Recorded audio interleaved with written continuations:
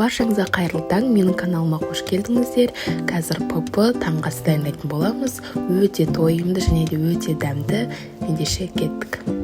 Қызып тұрған табамызға ақырын ғана май құямыз.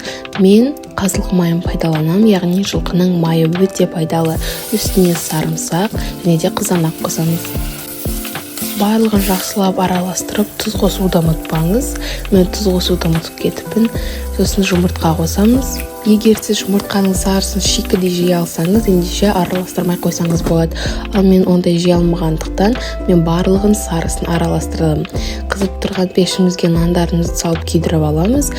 Өзіңіз әрлеп, шөптерді қосып, жақсылап таңғы асқа жесеңіз болады. Нанды жанына қойып, міне біздің таңғы асымыз дайын. Менің каналыма тіркеліп лайк басып отырыңыздар. Мен күнде ПП рецептер шығарамын. Күнделікті жаңа рецептерді жіберіп алмау үшін маған тіркеліп қойыңыздар және де колокольчикті басып қойыңыз.